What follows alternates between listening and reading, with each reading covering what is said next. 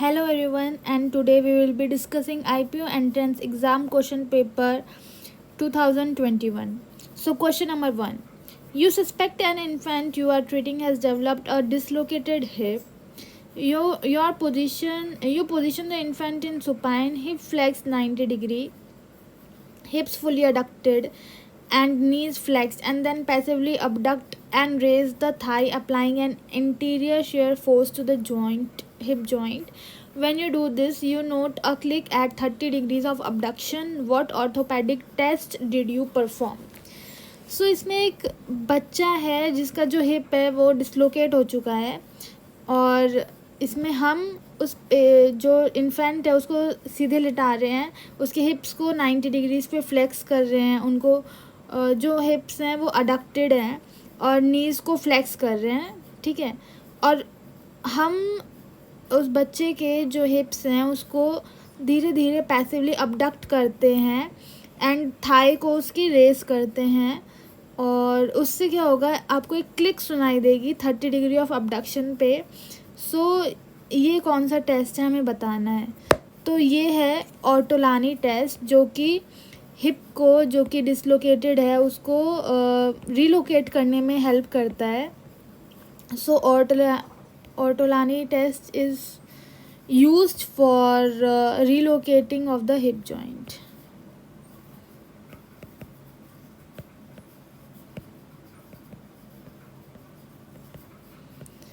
Okay, next question number 2. During underwater ultrasonic therapy, the most important safety factor is the, जब हम underwater ultrasonic therapy दे रहे होते हैं तो सबसे ज़्यादा important safety factor क्या है? Should not be stationary. Part being treated should not be immersed in a metal container. Ultrasound apparatus should be connected to a ground fault interruption circuit. Answer is D. Ultrasound apparatus should be connected to a ground fault interruption circuit. एक जो ultrasound का apparatus है वो ground fault अर्थ होना चाहिए वो, ताकि जो भी एक्स्ट्रा जो इलेक्ट्रिसिटी है वो अर्थ में चली जाए और पेशेंट को करंट लगने से बच जाए। Next is question number 3. Boutonniere deformity of the finger would not consist of. Boutonniere deformity of the finger, ये बेसिकली जो बॉटोनियर डिफॉर्मिटी है वो रिमेटॉइड अर्थराइटिस में देखी जाती है फिंगर्स में। Okay,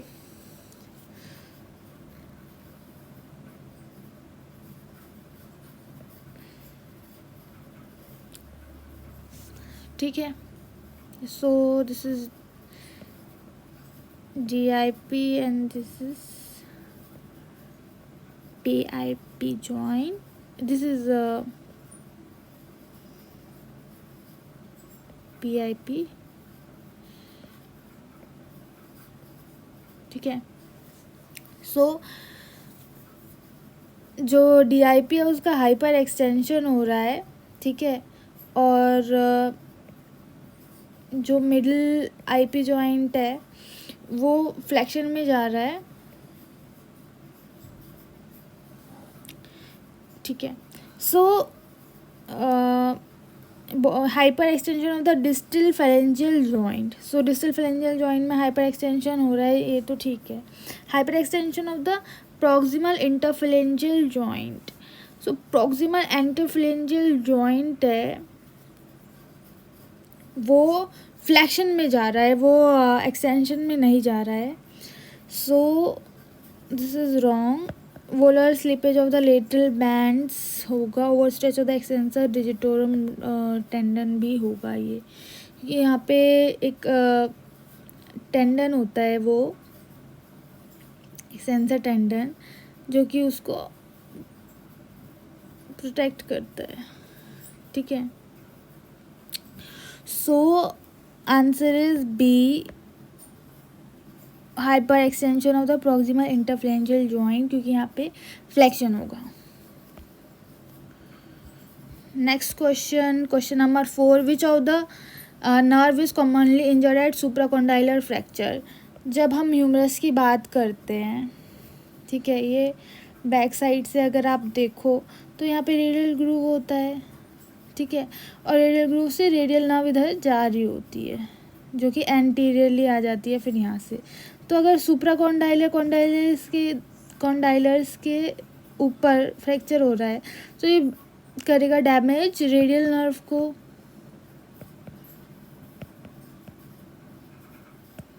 so answer is C, radial nerve, क्योंकि एल्बो के नीचे जाके वो एंटीरियर इंट्रोशियस नर्व और पोस्टीरियर इंट्रोशियस नर्व बनती है। यहाँ पे जो फ्रैक्चर है वो तो एल्बो से ऊपर हो रहा है ना काफ़ी, सो तब तो वो रेडियल नर्व ही है। So answer is C and radial nerve.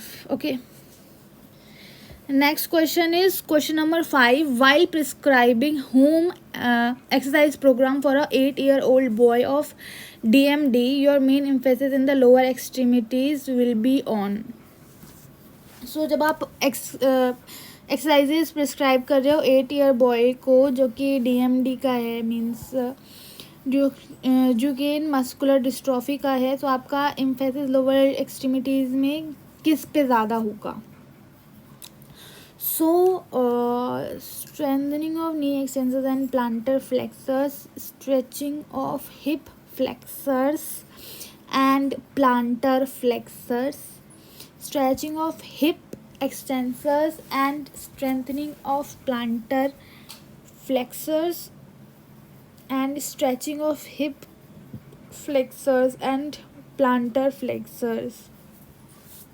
So, answer is B, stretching of hip flexors and plantar flexors. Hip flexors की स्ट्रेचिंग करवाएंगे और प्लांटर फ्लेक्सर्स की स्ट्रेचिंग करवाएंगे। Question number 6. Which component of the patient management determines the predicted level of function that patient will attain, and categorize the barriers that may impact the achievement of optimal improvement within a certain time frame? कौन सा जो component है patient की management में describe करता है predicted level of function जो कि पेशेंट अटेन करेगा, और कैटेगराइज करता है बैरियर्स का जो कि इम्पैक्ट कर सकता है पेशेंट की इम्प्रूवमेंट में एक टाइम फ्रेम में। मतलब वो कौन सा फैक्टर है जो बताएगा कि एक पेशेंट कुछ टाइम बाद उसकी कैसा इस ट्रीटमेंट से उसकी कैसी स्थिति रहेगी। So that is the prognosis. Answer is D.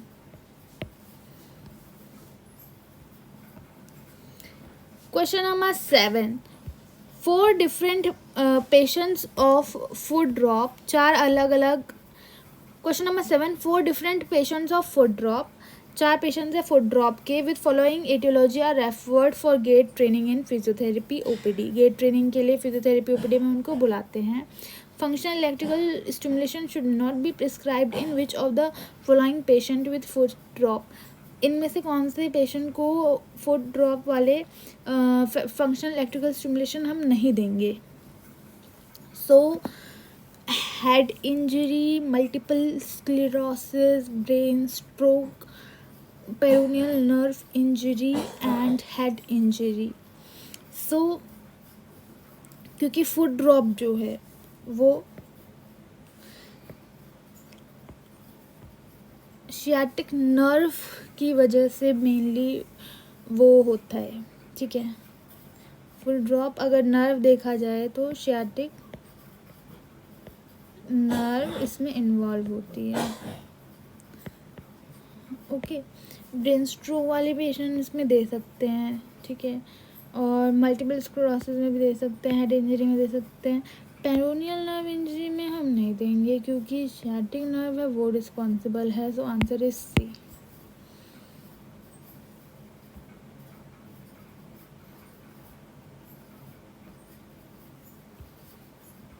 Question number 8. Stretching of which of the following muscle will not be beneficial in a person with excessive lumbar lordosis? इनमें से कौन से मसल्स की स्ट्रेचिंग जो है वो एक्सेसिव लंबर लॉर्डोसिस वाले patient के लिए बेनिफिट नहीं करेगी. सो आंसर इज़ क्योंकि लो बैक एक्सटेंसर्स जब टाइट होते हैं तब भी वो एक्सेसिव लॉर्डोसिस में हेल्प करते हैं क्योंकि वीक हो जाते हैं वो. देन रेक्टस फेमोरिस, क्योंकि अगर आप लोअर क्रॉस सिंड्रोम में देखो तो जो क्वाड्रिसेप्स हैं वो भी इसमें इन्वॉल्व हो जाती हैं, वीक हो जाती हैं, टाइट हो जाती हैं actually. And low back extensors and iliopsoas. But hamstring जो है वो इसमें नहीं एक पार्ट प्ले करती उतना इन तीनों मसल्स के कंपैरिजन में. सो answer is a hamstring. Horn and Yahr scale is used for staging of which of the following disease? So answer is Parkinson disease. So Parkinson disease के लिए जो स्केल यूज़ किया जाता है वो होता है Horn and Yahr scale. So answer is C.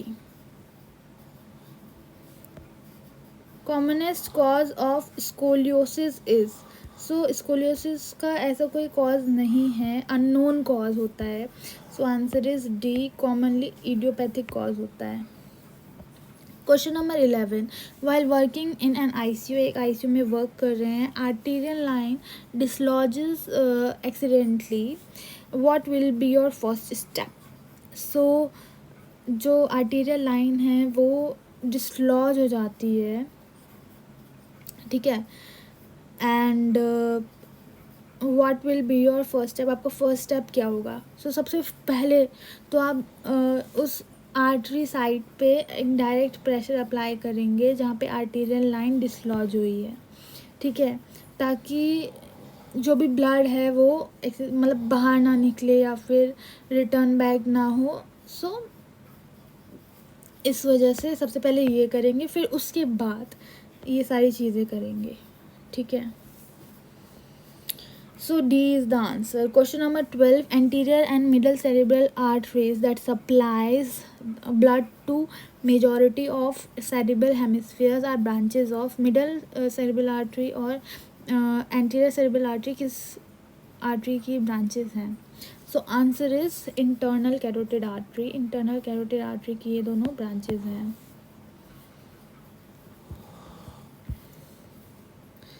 Question number 13. So primary sensory cortex is located at? जो primary sensory cortex है वो कहाँ पे located है? So answer is post central gyrus. So post central gyrus पे located, वहाँ पे situated है. So answer is B. So question number 14. Finkelstein test is used to diagnose. So Finkelstein जो टेस्ट होता है उसमें थंब को फिस्ट के अंदर रखते हैं एंड रिस्ट को अल्नर डेविएट करते हैं. सो अगर पेन वहाँ पे प्रोड्यूस हो रहा है सो वो डिकर्वेंस स्टेनोसाइनोवाइटिस को पॉजिटिव शो करता है. So answer is D, de Quervain's stenosynovitis. Question number 15. Which of the following respiratory signs would be considered abnormal in an adult patient who is rest under normal condition? So ऐसे इनमें से कौन से respiratory science है जो कि abnormal है एक पेशेंट में जो कि रेस्ट में है under normal conditions? So answer is D, क्योंकि जो स्केलेटल मसल है वो नॉर्मल रेस्पिरेशन में यूज़ नहीं की जाती, वो फोर्सफुल इंस्पिरेशन में यूज़ की जाती है. So answer is D, skeletal muscle.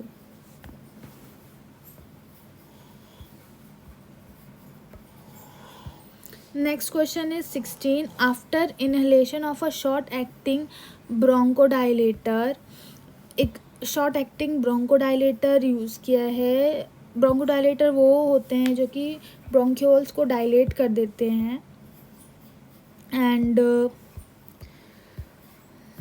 So FEV1 increased by 12%. 12% FeV1 increase होता है and FVC increase by 200 millilitre. What is the most probable diagnosis? So most probable diagnosis क्या है इस पेशेंट का? सो आंसर इज़ अस्थमा, क्योंकि asthma वाले patient जो हैं वो ब्रोंकोडायलेटर्स यूज़ करते हैं. And answer is B. Question number 17. Which of the following is not a function of upper airways? Upper airways का क्या फंक्शन नहीं होता? So answer is A, exchange of gases. क्योंकि exchange of gases जो है वो alveoli का काम होता है. So answer is A, exchange of gases यहाँ पे नहीं होता. Question number 18. Generic quality of life questionnaire have all of the following advantage over disease specific quality of life questionnaire except. So generic quality life questionnaire का क्या advantage है over disease specific quality of life questionnaire का? So answer is more sensitive to measure the effect of treatment on quality of life. वो quality of life पे जो treatment हो रहा है उसके इफ़ेक्ट पे वो ज़्यादा सेंसिटिवली उसको मेज़र करता है. So answer is A. ठीक है. Next question is question number 19.